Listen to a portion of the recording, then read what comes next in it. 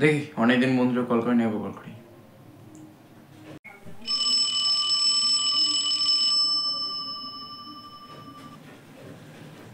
Hello, কিরকম, তুই কেমন আছিস?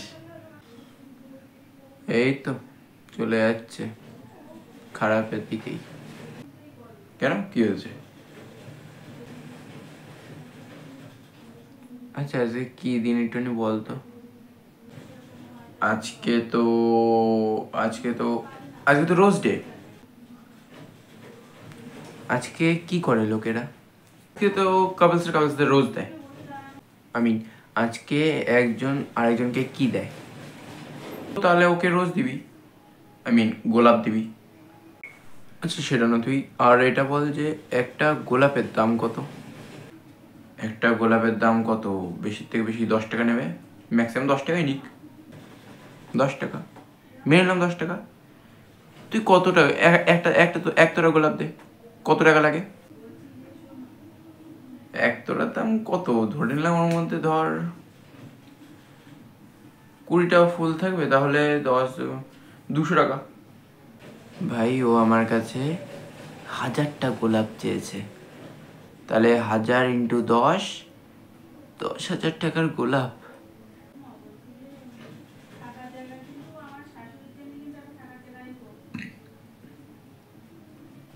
আর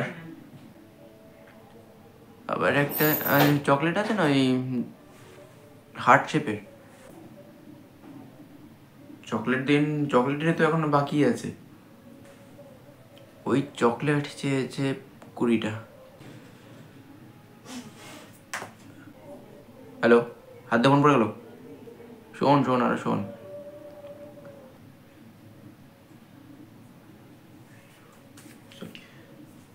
আমি জানি না ও এইসবের দোকান দেবে কিনা, কিন্তু আমার কাছে চেয়েছে। তো আর আর আর আর কি চেয়েছে? ও আর কি চেয়েছে?